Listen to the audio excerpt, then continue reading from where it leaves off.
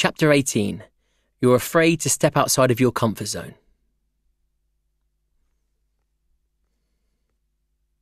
I believe that there are two ways of thinking about comfort zones. One is the more literal sense of it as a place that you need to visit now and then. A place where you can recharge and reassess and reflect. When you're there, you can take stock of how far you've come and how far you still need to travel. It's important to remember that not everything you do inside that comfort zone should just be mindless sloth, and that at least some of it should be in service of becoming the best version of yourself once you've stepped outside it. Home is my comfort zone. I relish the chance to completely switch off, to sit on my couch and watch shit TV. There are evenings when Emily will want to watch a long film, and I have to ask if we can give it a miss because I just don't have the brain power to follow it. I'm very happy to carry on watching my kids' favourite cartoons long after they've gone to bed. Once or twice a month, I'll go out to my fire pit I've got in my garden. The way that the flames skip and dance, never making the same shape twice, is hypnotic to me. It feels so meaningful to be so close to a source of heat and light that are so central to mankind's existence. So I sit entranced by the fire and watch it for an hour or so, doing little more than poking it occasionally. People who see me can sometimes get worried. I guess I must look as if I'm contemplating deep, gloomy questions. But I'm not. I'm calm and peaceful, gently shedding the accumulated stresses of whatever I've been through over the last few days until finally my mind is completely purged. Eventually, everything I've done and achieved becomes irrelevant. Everything falls away, and the only thing that's important is who I am and what I'm feeling at that exact moment. What is the project I need to focus on right now? How am I going to tackle it? What do I need to ask of myself? What do I need to ask of others? I guess it offers the same thing to me as meditation does to others. I emerge 100% ready to fully focus on my next task. So it's imperative that you go to your comfort zone, and equally important that you only stay there for just enough time. I think of it like being a phone charging. You're never going to be able to get it beyond 100%, no matter how long you leave it plugged in. All you're doing is wasting electricity. For me, a day, perhaps 2 days, is enough. Robots are designed to stay within their comfort zones. Human beings are not. When you stay there too long, when you get too comfortable, you run the risk of getting into some sort of headspace where you overanalyze and overthink everything. The moment you start twitching or getting restive is the moment you need to get out of that comfort zone and return into the world again. You're fully charged now, so you need to start exuding some of that energy. Start testing yourself. Start throwing yourself into challenges. Use the energy to commit to something new, something that stretches you. This happens to me every 3 months or so. When Emily asks me why I'm pacing around the house like a caged lion, I know that it's time to change things up. When I come back, I'm a different person. Recently, I was sitting on my couch feeling that I need to do something when my phone lit up. A text from my mate Nims. Did I want to climb K2 in 3 months' time? Is the Pope Catholic? I replied instantly. Yes. Nims doesn't mess about.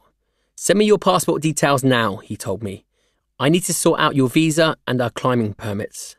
Bang! There was no decision to make. It had been far too long since I'd really tested myself like this. I get a buzz from SAS Australia, but that was last October. The next day, as casually as I could, I said to Emily, just to let you know, I'm climbing K2 in July. That's exciting. July 2023. That should give you plenty of time to get ready. No, this year. This is where Emily comes into her own. I knew something like this was coming down the road, she said. You've been far too jumpy recently.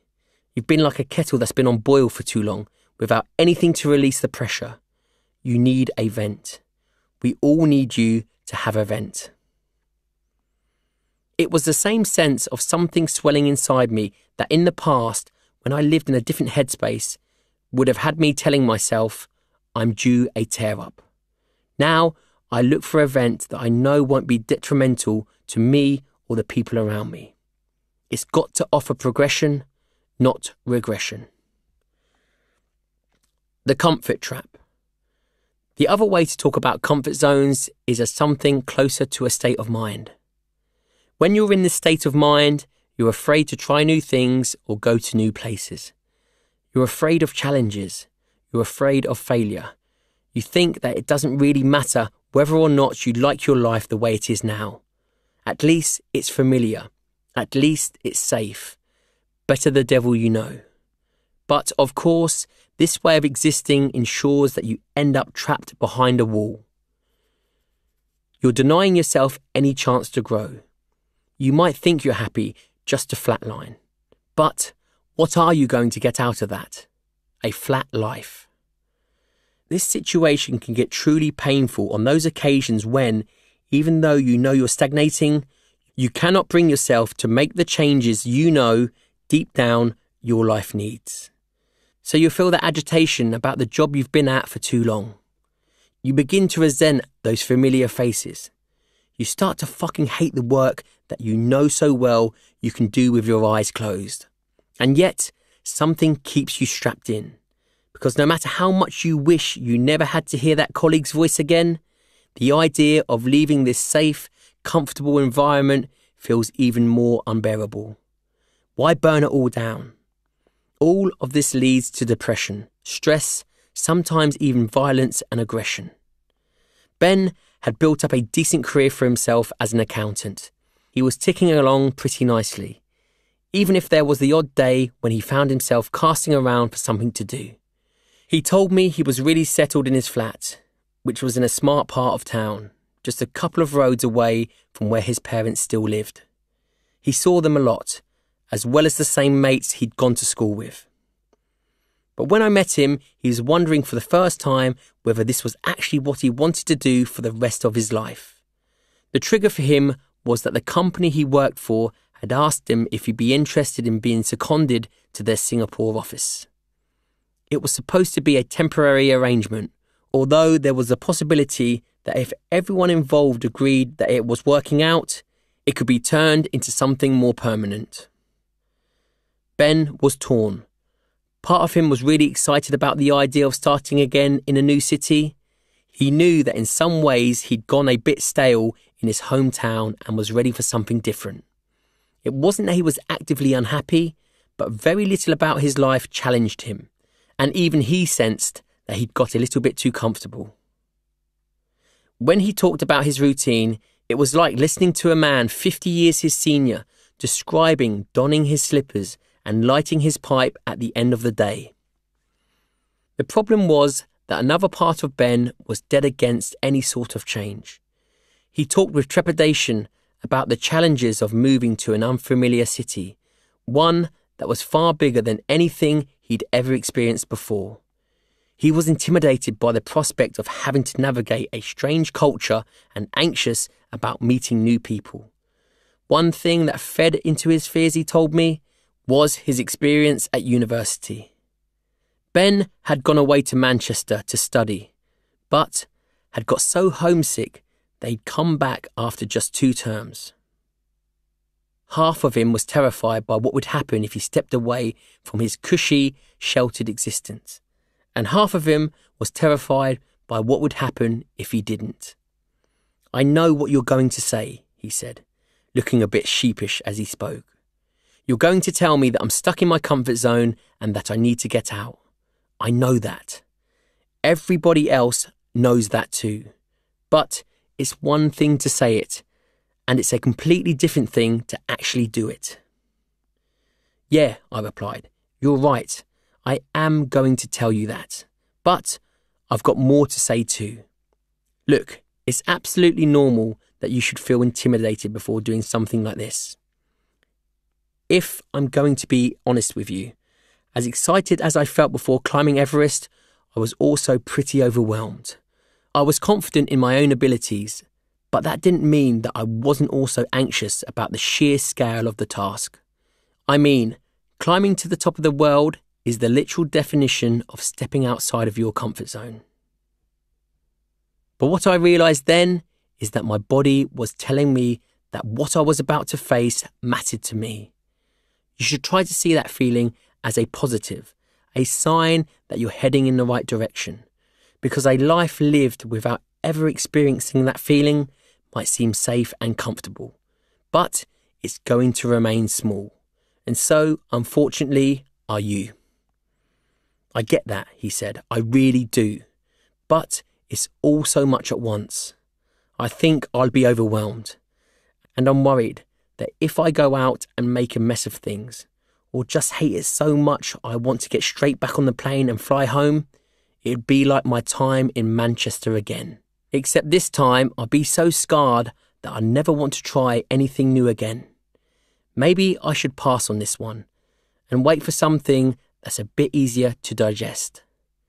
You could do that, I replied, but I think you'll be waiting a fucking long time for the right opportunity, because I think that there's a big enough part of you that's so afraid of leaving your comfort zone that nothing that ever comes your way will ever seem like the right opportunity. The attitude I have with anything like this is, I'll deal with whatever comes my way. There's no reason why the very same should not be true for you. There are so many things that you do now and take for granted that would once have scared the shit out of you. I bet you no longer give riding your bike a second thought.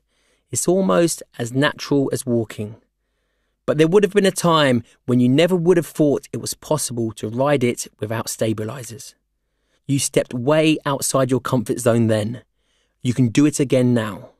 Just take that first step. One single step. Say yes. Get on that plane.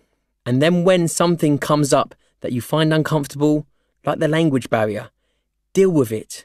One little problem at a time. Listener, he got on that plane.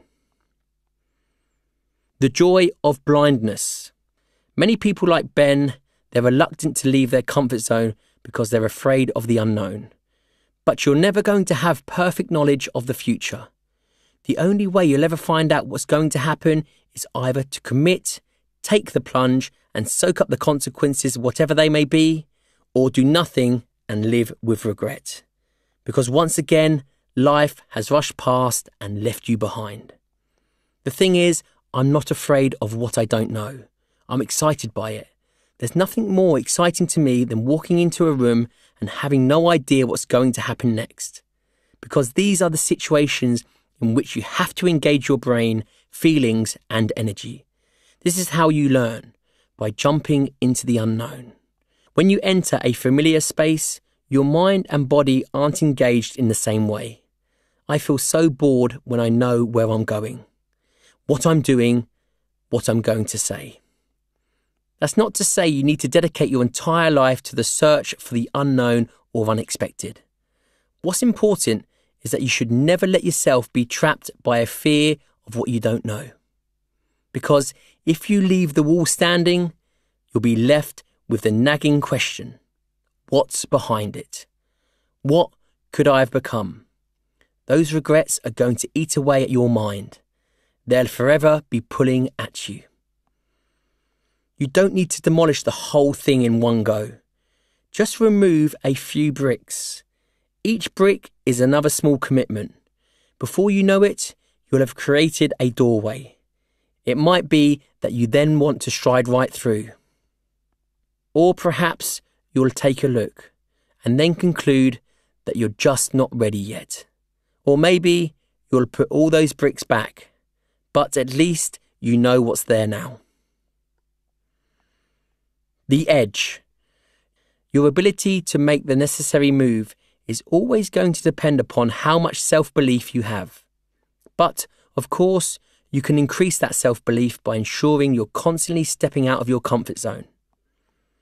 What's important to understand is that stepping outside your comfort zone isn't just about leaping out of helicopters or confronting your fear of snakes by letting a zookeeper drape a python around your neck. It can also be small, almost inconsequential things. It can be something as seemingly unimportant as taking a slightly different route to work, or making that slightly complex phone call you've been putting off for a while.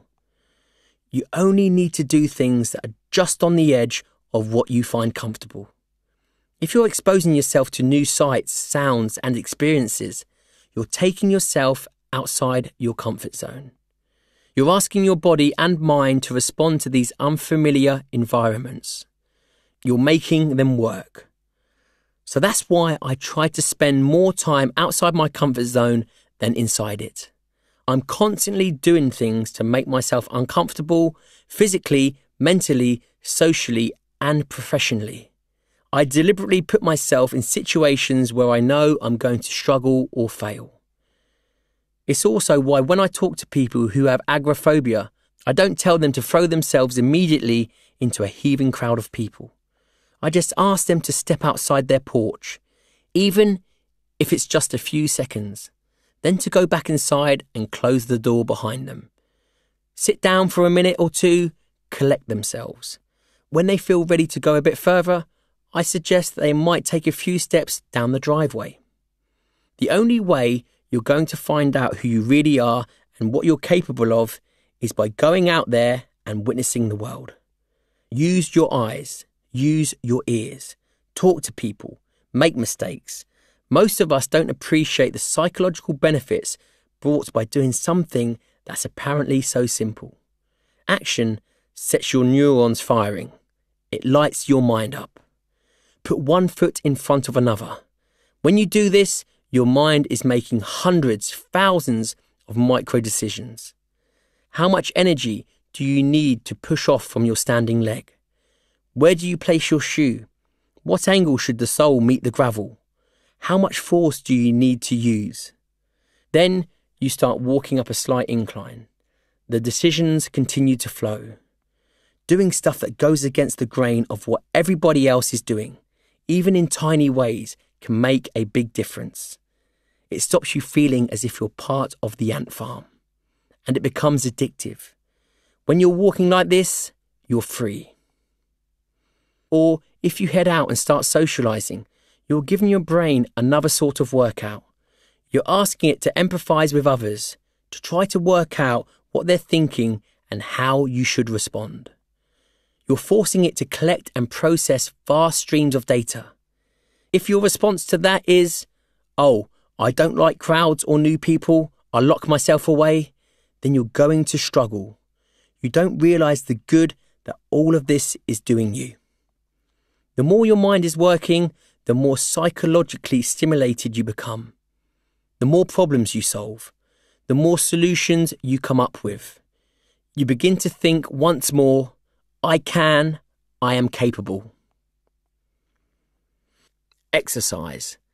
Try to get into the habit of finding solutions to tricky situations that would normally lie outside your comfort zone.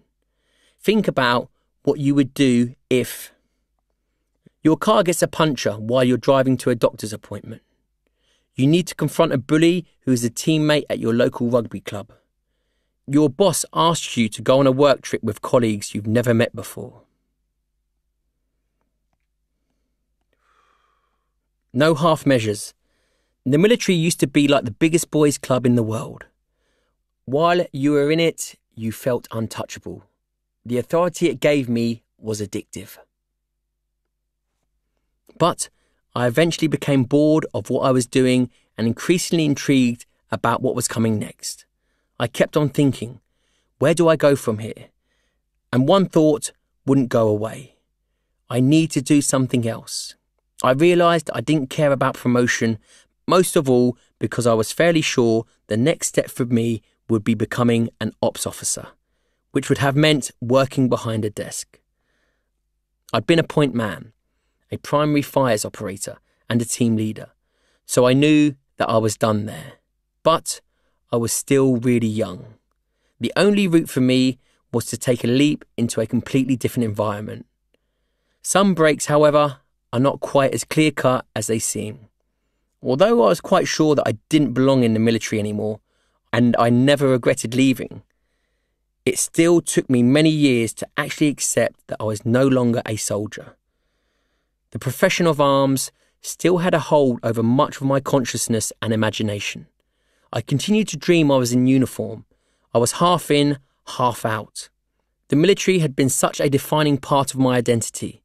It was so important to me to be seen as an elite soldier.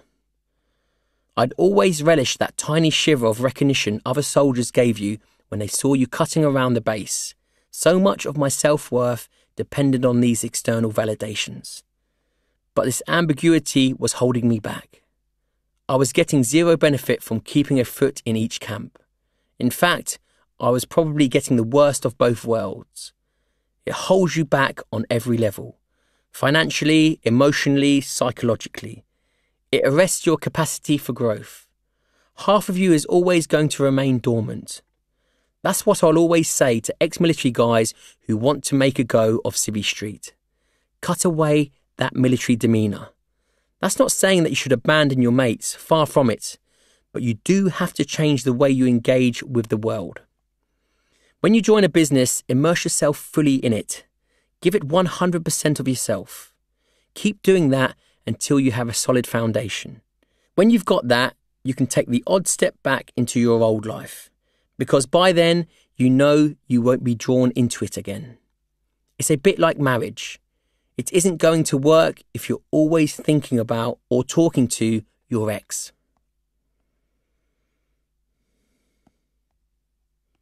Bottom rung. You need to have the courage to start at the bottom of the ladder all over again. That's a problem a lot of people encounter. They don't want to try new things because they don't want to have to work their way up once more. They're afraid of not knowing everything. They're afraid of the inevitable loss of status. What they forget, however, is that they already have a head start. Think of all the knowledge and experience you've accumulated. When I switched from being a soldier to a TV personality, I was entering a world about which I knew pretty much nothing. I had no idea of the technical requirements. I knew sweet FA about camera angles or the production process. But I was an experienced leader of men. I was aware of my charisma. I knew how to get along with people. Remember why you're doing this. Some people step out of their comfort zone, and because they don't achieve their immediate goals, they think they failed, so they don't do it again. Others make that step, achieve what they set out to do, and promptly decide that they never need to do anything so foolish ever again. Both approaches miss the point.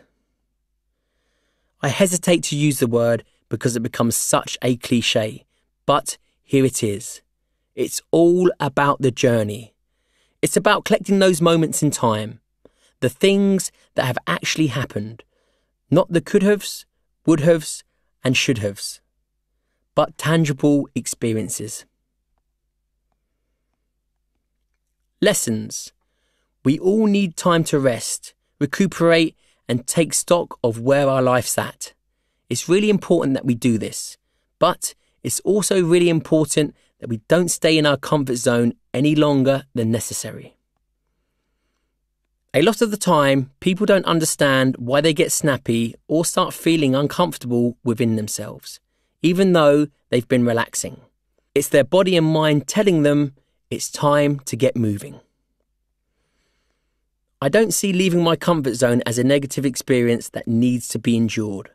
For me, it's a positive experience to be embraced, because it's when you leave your comfort zone that life gets really exciting. It's the fastest way to learn and grow. Once you've made that first step out of your comfort zone, when you realise you can do it and have seen the benefits it brings, you'll never want to stop. Try to maintain a permanent sense of momentum. Otherwise, when you get stuck, as you definitely will at some point, the idea of moving at all might appear so much harder than it needs to be. You don't always need to be making huge leaps outside your comfort zone. You just need to explore the outer edge of what you're comfortable with. Do enough to get your brain working, and then go a tiny bit further next time. There will be times when leaving your comfort zone will involve a big change in your life. When you do this, you must leave your past behind and commit fully to whatever it is you've chosen for your future. If your head is in two places at once, it's not really anywhere at all. Chapter 19. You want to change, but you don't know how.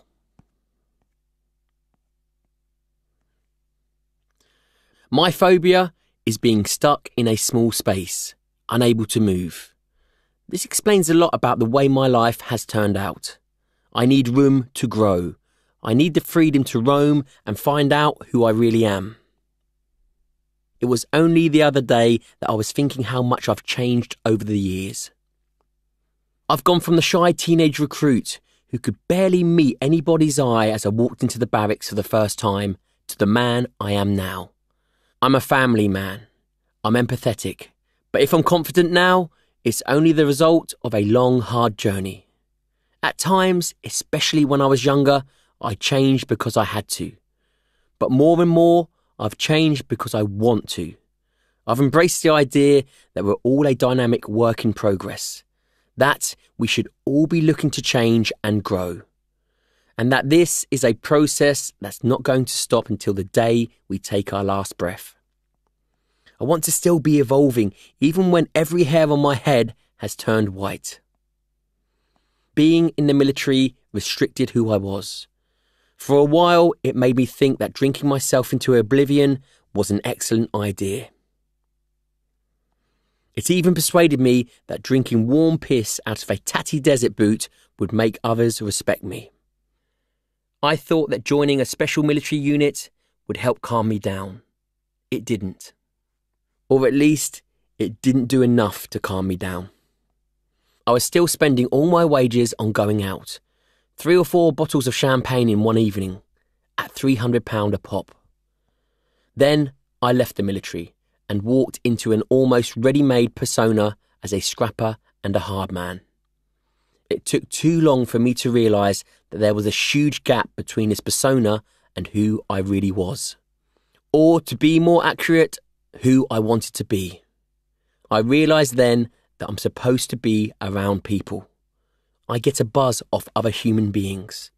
I want to help them. I'm truly not the slightest bit interested in trying to smash their faces in. I needed prison to give me the excuse I've been looking for to say, I am not a fighter anymore. I'm not a drinker anymore. It meant I could walk away from a brawl and people would go, yeah, of course, he doesn't want to go back to jail. I could shed the skin of the person I'd probably never really been. What a fucking relief. I think for me, the next stage is leaving behind as completely as I can the persona of the chief instructor. You might find it hard to believe, but I detest having to scream and shout at people. Although I'm still trying to do it to achieve a positive outcome, I'm using a persona that I outgrew many years ago. Whenever I'm on set, I'm stepping back into a mindset that in all other areas of my life I've left behind. I think that's why I often return home completely exhausted from filming the show. It's so tiring pretending to be somebody that doesn't exist anymore. I want you to see me as I really am, the caring, empathetic father, not the caricature that the media sometimes shows you. But I also know that I'm lucky that my story got that twist. An event came along that gave me the permission I've been waiting for to change. I don't want you to have to hit rock bottom before you realise you're allowed to be a different person. What I want you to understand is that there's no need to wait for that permission, like I did. You shouldn't need anybody else to tell you that it's okay to change. If you want to change, then you need to do it. It's as simple as that. If that desire to be different is already inside you, why delay a second longer than you need to? The restless gene. We're designed to change. We're designed to evolve. Nothing's ever permanent, as we're actually in a continual state of flux. That's who we are.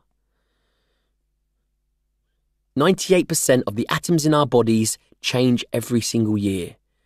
And you're listening to this book right now because of mankind's innate restlessness. Its inbuilt desire to try new things, go to new places.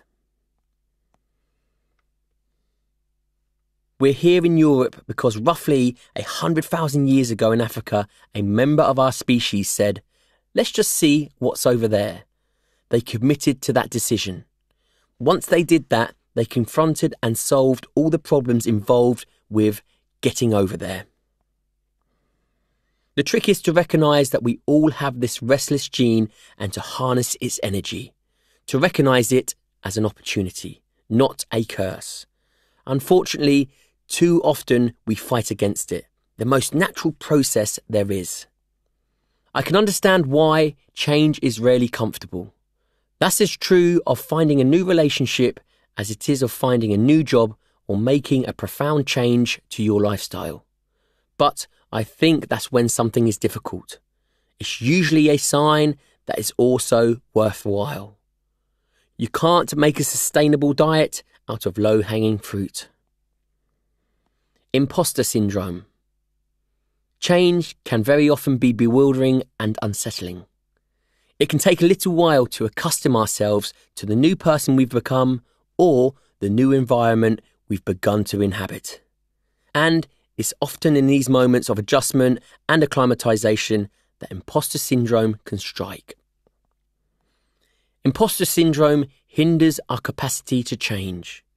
It can be the thing that stops us from trying new things that in our heart of hearts we know we need to do, because other people are trying to persuade us that we're not good enough, that we don't deserve the life we've worked so hard for.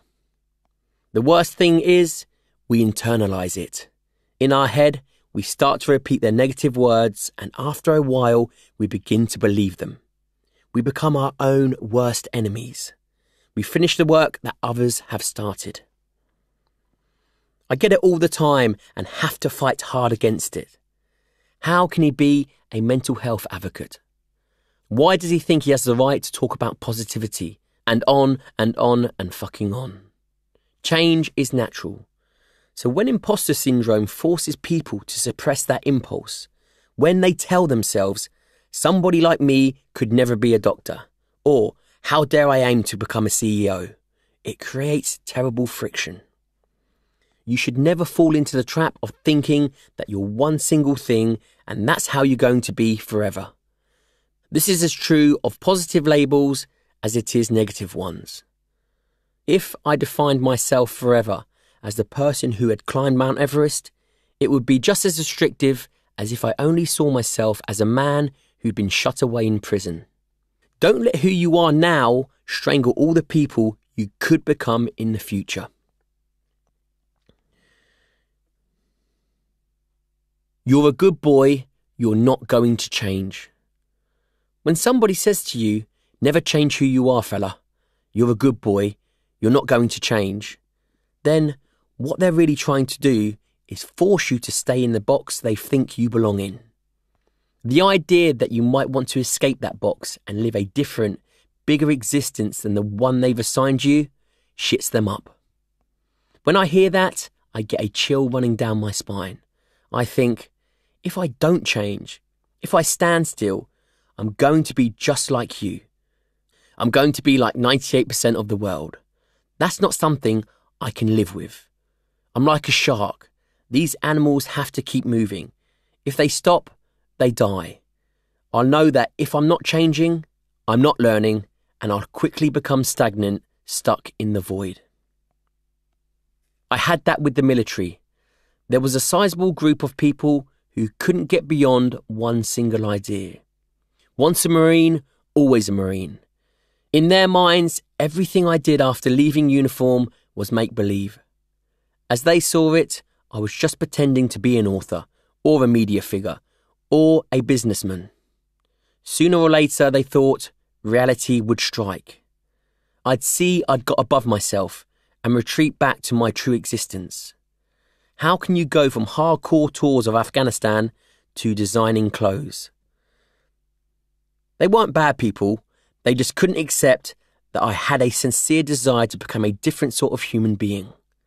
What they saw as me getting above my station was just really me moving forward. I was reminded of that experience during a conversation with a man called Simon after one of my recent speaking tours. He was a lad who was out every weekend drinking, and very often he'd get into a scrap. Then he'd wake up on Sunday morning with a crashing hangover and completely skint, and he'd ask himself, what the fuck did I do last night? As he was describing his lifestyle, I had an almost uncanny feeling. It was as if I was talking to the person I'd been a decade or so ago.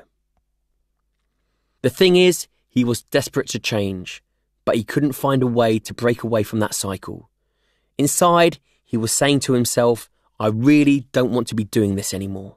But he'd gained a kind of reputation and he was struggling to shake it off. He was trapped by his notoriety. Every time he tried to take even a small step back from the endless nights of booze and punch-ups, there'd be a stream of messages from his friends asking him why he stayed at home. Stop being so boring. Why are you such a pussy? Before long, these messages would have their effect and he'd be out on the raz again. He was repressing the better part of himself so that he could fit into the shape that others wanted him to be. It was weird, he told me, but he felt that if he changed, it would be as if he was letting his mates down. He was also afraid of what they'd say. I had one word for him: change. He looked at me blankly. I stared back. It's too hard, he said. I know, but you've got to do it. You've got to take that leap. If you want to escape, you've got to make a drastic change. When it was my time to do that, I cut my entire circle out. For 5 years, I didn't go out. I realised that if I couldn't look after the people inside my family, then it was madness to keep on trying to help the people outside it. And yeah, of course, to begin with, there was the chorus of complaining text messages and the like. All that achieved was that it showed me really clearly who I didn't need in my life. If you're fed up with feeling like shit when you wake up, I continued, then drink less. Better still, don't put yourself in those situations. Why not do something else? You're spending £200 every weekend on getting out of your head. Why not put petrol in your car and take your family out into the countryside?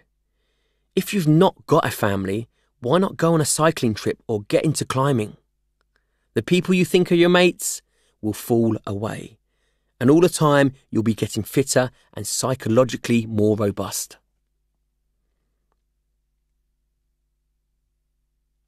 Exercise. Who do you want to be? Write down the qualities you want to embody. What steps can you take to embody them?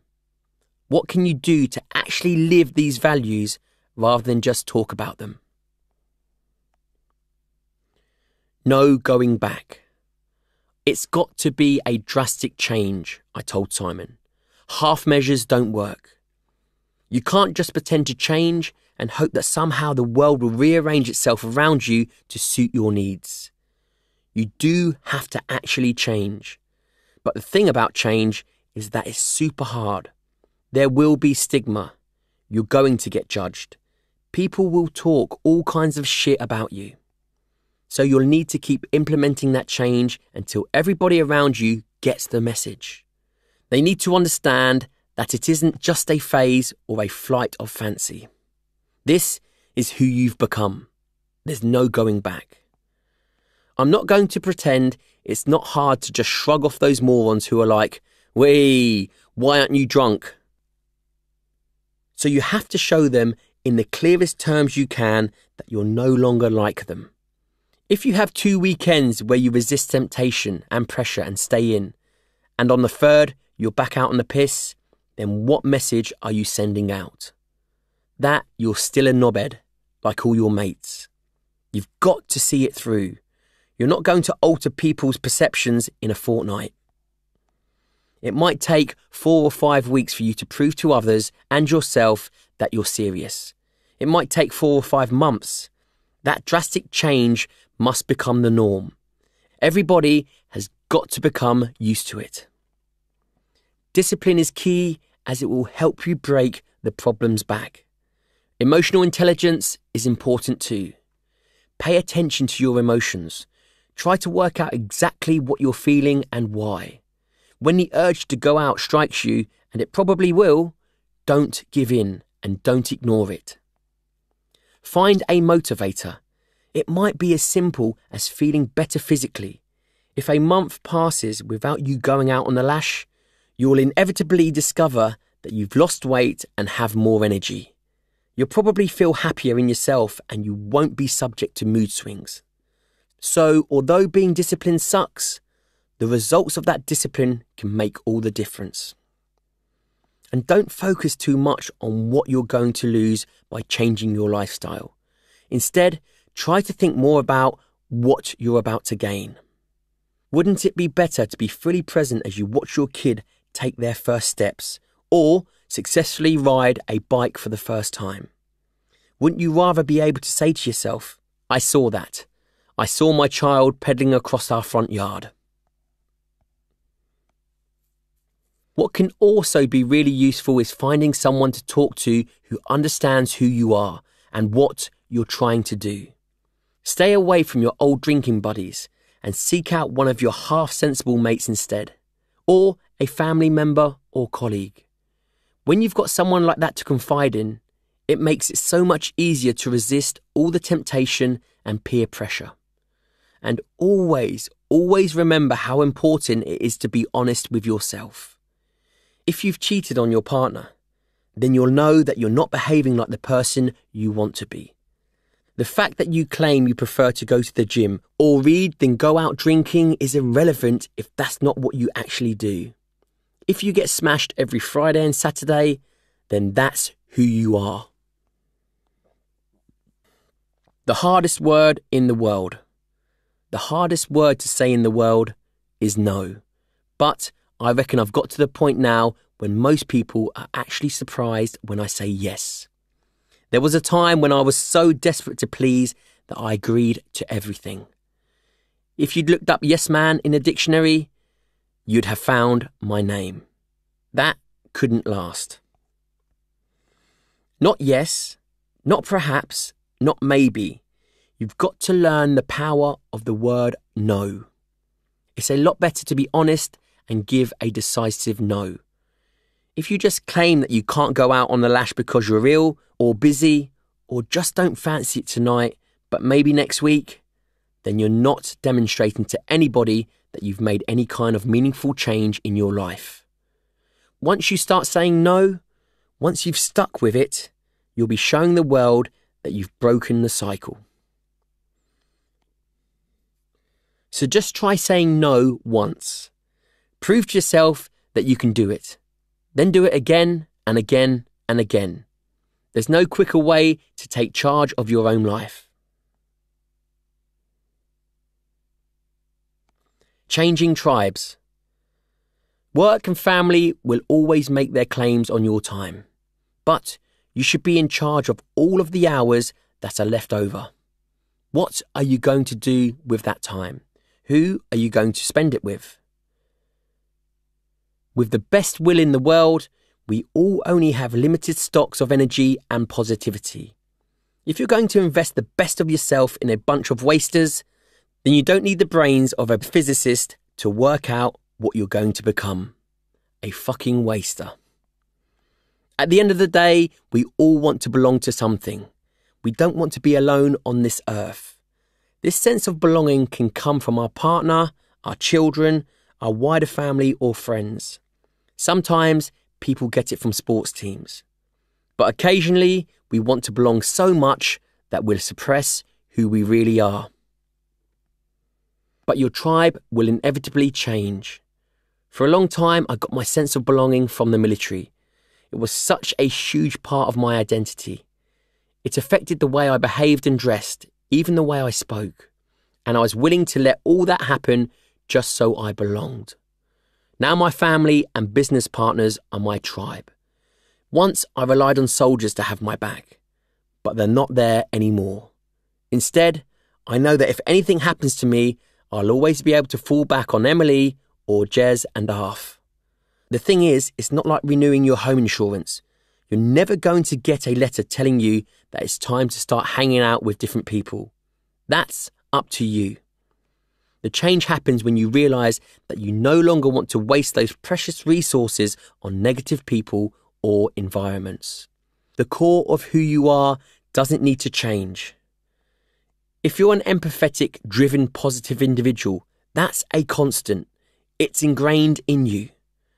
What does need to be transformed are the places where you put your empathy, your drive, your positivity. That's what's happened to me. I've been stung too many times. I've lent money to people who I know deep down are never going to pay it back. So, although I've not stopped being empathetic, I've just chosen to point my empathy in a different direction. Lessons. If there's a gap between the person you want to be and the person you actually are in your day-to-day life, then I guarantee you'll be unhappy. It's up to you to make the change needed to close that gap. Don't be like how I once was. Don't sit there waiting for an excuse to change. If you want to change, if you feel you need to change, then that's the only permission you need. Time is precious, so be careful how you dish it out and who you dish it out to. We've all got to satisfy our need to belong. We all search continually for a place we can call home in the widest sense. There will be times in our lives when we find that sense of belonging. But the attraction that these people and places exert upon us does not remain constant. The club that felt like home one year might not quite feel so comfortable the next. Be prepared to change your tribe. When people start slagging you off behind your back, shaking their heads and saying that you've changed, then you should be pleased. They're proving your point. They're showing you exactly why you needed to evolve.